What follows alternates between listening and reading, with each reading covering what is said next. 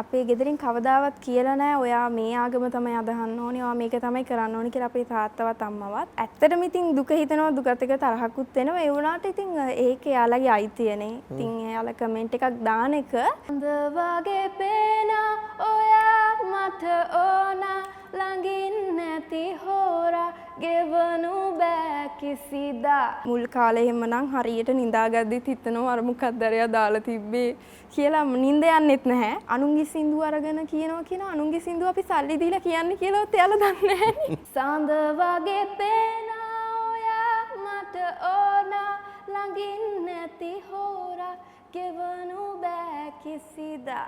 හරි දඟ චරිතයක්. දැනුත් දෙමද? දැන් නම් චුට්ටක් අයියේ ඒක මේ ගොඩාක් ලිමිට් වෙලා තියෙන්නේ.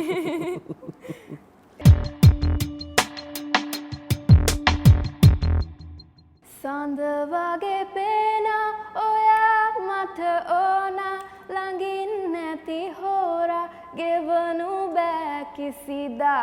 සඳ වගේ පේන එමුණ මා දිහා බලන් ඈමොනවද මුමුණ දෑත් පටලා හිටපු කාලෙදි මම ක්‍රූර ඇති මට අදරේ බොහොම බර දුරයි. ඔන්න මතක අපි අද පටන් ගත්ත ස්පාසිලෝන් එකේ අපි ඉන්නේ මතක අරගෙන ඉතින් බොහොම ජනප්‍රිය බොහොම අපූර්ව තරුණියක් තමයි අපි ඉන්නේ හනා කොහොමද අයිබෝන් අයිබෝන් ඉතින් මතක ජීවිතයේ අලුත් කරන තැන මතක ගැන කතා කරනවා ජීවිතයේ අපූර්ව මතක තියෙනවා ඉතින් මේ හැම දෙයක්ම අපි අද හනත් එක්ක අපිට කතා කරන්න පුළුවන් හරි දැන් මේ කොහොමද මතකද සිරස වොයිස් ටීන් අයින් වෙච්ච වෙලාව මතකයි දැන් කොයි වගේ මතකයක්ද තියෙන්නේ ඒ මොහොත ඒ ගෙවුණු දවස් ටික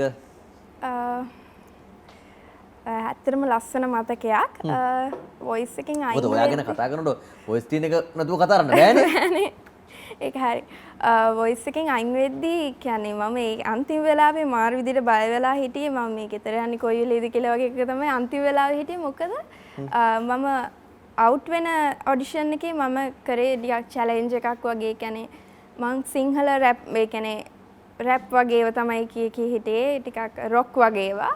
පස්සේ මට හිතුණා හැමෝම ග්ලෝබල් යද්දී ග්ලෝබල් යන ඉංග්‍රීසි වල ඉන්නේ. මට හිතුණා නෑ මං ඉංග්‍රීසි එකක් කියනවාමයි අවුට් උනත් මං කියනවා කියලා මට ගොඩක් අය කිව්වා කියන්න එපා. මොකද වගේ විදිය එක නෙමෙයි කියලා. මං අවුට් වෙනවා කියලා දැන මම කිව්වා ඉංග්‍රීසි එක.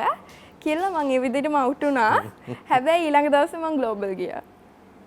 කොහොමරි අවශ්‍ය දේ වුණා නේ. දැන් කොහමද දැන් වොයිස් ටීන් කොහොමද තරගෙට එකතු වෙන්නේ කොහමද ඔකට යන්න ප්ලෑන් කරන්නේ?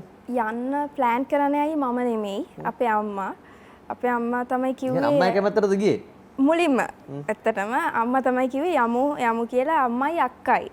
තමයි මුලින්ම ගියේ මතක් කරනවා අපේ අක්කා තමයි පැය 7-8 එතන නිදි වරාගෙන මං කියන්නේ ඔඩිෂන් එක ඉවර වෙනකම් හිටියේ අම්මයි අක්කයි. කට්ට කෑවේ. ඔව් ඔක්කොම ටික යාට තමයි ගියේ ඊට පස්සේ කොහොම හරි එහෙම තමයි ගියේ. ලොකුවට කියන්නේ මේක මේ දිනන්නම යන්න ඕන කියලා එකක් තිබුණේ නැහැ. ඇතුළට ගියාම නිකන් මාර ආසාවක් තිබුණේ. කම්පිටිෂන් එකක් කොහොමද වෙන්නේ කියලා ලොකු තේරුමක් තිබුණ නැති හින්දා. ඉතින් එහෙම තමයි. කොහොමද ඊට පස්සේ මෙතන මේ ස්ටේජ් එක දැක්කම ඉන්න ජජ් බෝඩ් එක දැක්කම අනිත් කම්පිටිටර්ස්ලා දැක්කම මොනවද හිතුනේ? දැන් මතකයිද ඒ වෙච්ච සිදුවීම්? ඔව් කම්පිටිටර්ස්ලා කියන්නේ මම යද්දී දැන් ඔක්කොම අලුත් අයනේ කියන්නේ එයාලත් අලුතෙන්ම සිං කරන්නේ නැයනේ. එතකොට ඒකට කලින් ප්‍රෝග්‍රෑම් වල අය ඇවිල්ලා සිං කරා.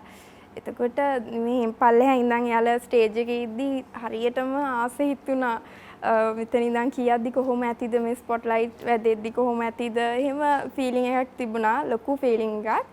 ඒ වගේම එතන ඉඳන් මම මගේ පළවෙනි කොන්සර්ට් එක විහාර මහදේවිකේ විදිහට ඉද්දිත් එතනදිත් ඒ වගේම මට ෆීලිං එකක් ආවා මම මේ වගේ ඉඳගෙනම මේ වුණා නේද අනිත් අය සිං කරද්දි කියලා ගොඩක් සතුටුයි. තාත්තා මුස්ලිම් ආගමේ අම්මා බෞද්ධ ආගමේ ඒතර දැන් මේ ටිකක් මල්ටි කල්චරල් ෆැමිලි එකක් නේ කොහොමද ඒ ෆැමිලි එක ඇතුලේ ඉන්න එක ගැන සහ ඒ ෆැමිලි එක එහෙම මල්ටි කල්චරල් ෆැමිලි එක නිසා වට ලැබිච්ච දේවල් මොනවද තියෙන්නේ?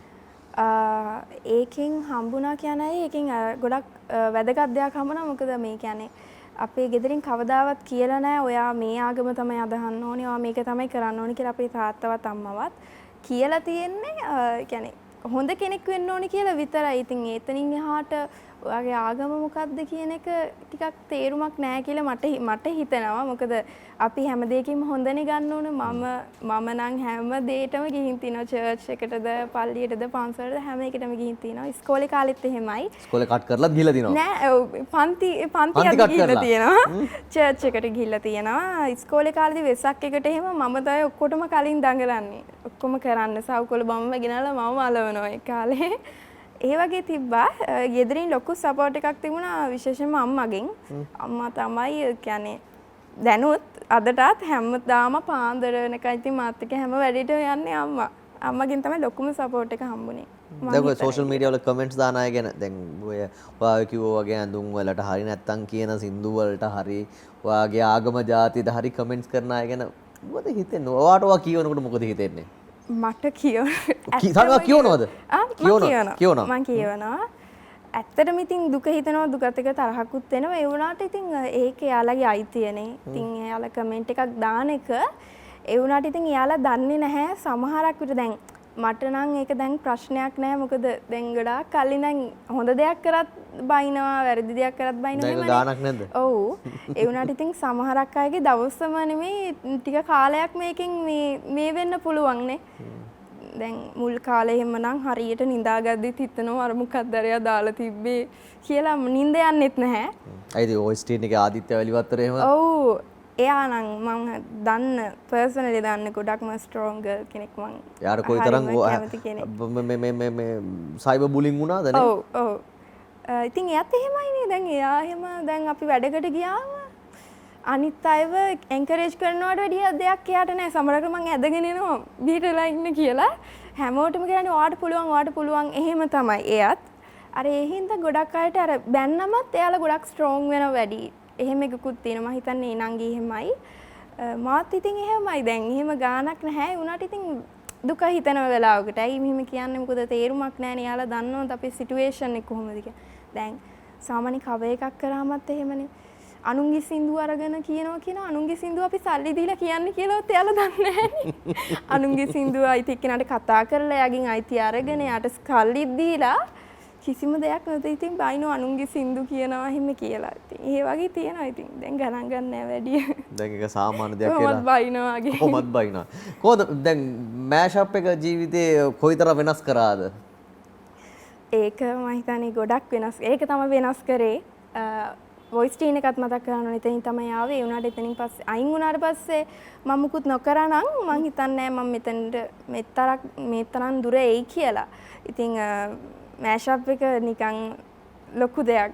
ගොඩක් දේවල් වෙනස් කරා. අපි පොඩි කොටසක් ගානක් කරමු. අනිවාර්යෙන්. යන්න යනවද අර කාලේ මතකද? Yeah. Alla bandaranda binda unde kondala misinda senda kale maligave inava soya. E alla bandaranda binda unde kondala misinda senda kale maligave inava soya. Siri sanga bodhi maligave dima. Deka prane hane venta better them. Siri sanga bodhi maligave dima. Deka prane hane venta better them. Sanda vage pena oya mata ona langin neti hora gevanu back kisida. කොහොමද මේකේ views එන්න ගත්තම? views එන්න ගත්තම කියන්නේ මට එච්චරම ලොකු දෙයක් මම ඇත්තටම දැනන් හිටියේ මොකද මගේ මුල්ම සින්දුවනේ අය. එතකොට මට ලොකු තේරුමක් තිබුණේ නැහැ. මාරම විදියට මේ සතුටු හිතුණා ඇත්තටම. ගෙදර ඔක්කොම එකට ඉඳගෙන පළවෙනි වීඩියෝ එක බැලුවේ. හැමෝම එකට ඉඳගෙන දාලා බැලුවේ. ගොඩාක් සතුටු හිතුණා ඉතින්. දැන් කොහොමද වගේ පාසල් කාලේ මතකයන් වලට ගියොත් කොහොමද කොයි වගේ මතකයන් තියෙන්නේ මියුසික් කරපු ඒවා? පාසල් කාලේ අය කියන්නේ මම ඇත්තටම දැන් අද ටීචර් කෙනෙක්ගෙන් ඇහුවත් කියයි මම අර දඟයි කියලා. හරිම අර කියන්නේ පන්ති ඇතුළට වෙලා පොතක් බලන් හිටපු ළමෙක් නන් නෙමෙයි. හැම වෙලේම බැනුම් අහගෙන එහෙමම හිටපු චරිතයක්. කොයි ඒකයි වට සෝෂල් මීඩියා වල බැනුම් අහන ගානක් නැත්තේ. ඒ කියන්නේ මේ හරි දඟයි. පන්ති ඇතුළට වෙලා හිටියේ නැහැ හැම වෙලේම මියුසික් රූම් එකේ. හරි මං හැම විෂයම වගේ කරා ඉස්කෝලේ ඉද්දි. කොහොමද කොලෙජ් එකේ? මම මොරටුව ප්‍රින්සස් ඔෆ් වේල්ස් කොලෙජ් එකේ. ඉතින් හරි දඟ චරිතයක්. දැනුත් දෙමද?